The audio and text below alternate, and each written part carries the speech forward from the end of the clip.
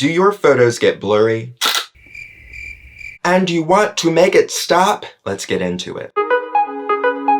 Me. Hello, it's me. I'm Steven Allen. How are you doing today? Hit the subscribe button if you've ever taken a blurry photo before and let me know if it made you sad. This is the Hasselblad 500CM, but these tips on how to avoid that blurriness will work on any camera, especially a camera that allows you to get into the manual mode and, change some settings. This is just an all manual camera. There's no like mode for manual because it's just manual, but like if you have a digital camera or a camera that's a little bit smart and it's like, it allows you to change like your shutter speed, it allows you to change your aperture, this will work for that.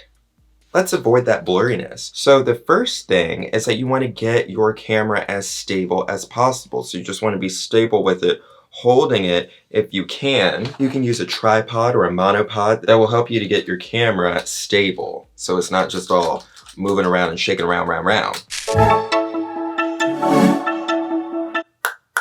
Subscribe. Thank.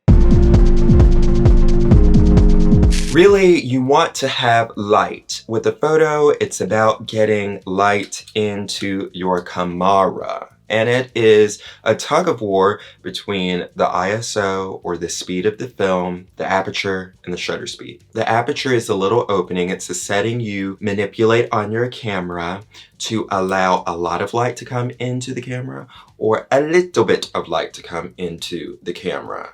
An f/22 would be a little bit of light. An f/2.8 would be a lot of bit of light. Your shutter speed is how long your camera is pulling in that light with that aperture. So if you have a shutter speed of 1/500th of a second, it's going to be quick. If you have a shutter speed of 1/8 of a second, it's going to let in more light. When you are choosing your shutter speed, you want to choose a quicker one if you're handheld. And really you don't want to go below 1/60, whether it's a medium format camera like this or a 35mm camera. You don't want to go any slower than that because then you'll get the hand shake, you'll get the camera shake and bump in your image, and that's what you want to avoid. I do have other videos on the channel about old cameras like this Hasselblad 500CM and this Phase 1 P20 digital bag. So check it out. It's in the card. It's in the description. Check it out. You should not only subscribe to this channel, but also you should subscribe to my other channel because I have many videos on my channels. So subscribe. Subscribe over there. Subscribe over here. Do that. Be a subscriber. And then for the aperture, the higher that number is, the more things that you'll be able to get in focus in the frame. So you don't have to be like so crazy about your focus, but if you're shooting at like an f/2.8, you have to be really spot on getting that focus. If it's an f/22, you still want to get your focus right, but you don't have to be as spot on. I tend to use for a shutter speed 1/60 and up. And then for an aperture, I kind of like a 5.6 if I can do it. But if you use a digital camera, if you choose an f/22, that's when you see all of that sensor nastiness, a dirty sensor issue. If you shoot at a wider aperture, you're not going to see that as much. Check out my music. I love you, I love you, I love you, I love you. I love you, I love you, I love you. Buy, play, stream, hear it now.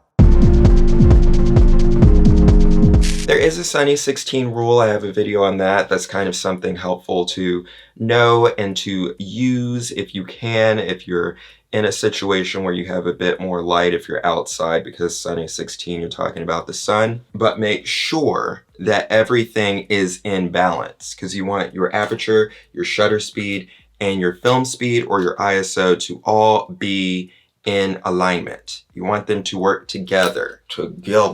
Are your photos sharp enough? The plan is to post at these times on this channel 3 times a week, Monday and Thursday and Saturday at 4 p.m. Eastern Standard Time. and at these times on my other channel 2 times a week, Tuesday and Friday at 4 p.m. Eastern Standard Time. We'll see. Again, we'll see. I'm doing my best. I'm doing my best. Subscribe to this YouTube channel and give this video a thumbs up and do something to the bell. Tap it so you can turn on those post notifications so you get notified whenever I post a new video. Visit my website, Prillen.com, where you can see my art, my music, my store, my blog, my merch, my clothing, and all of that good stuff and more. And until next time, take a little time to make art and be brilliant. I'll talk to you later. Goodbye.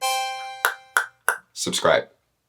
Don't be afraid of trying things out. And if it doesn't work, try it again. Okay?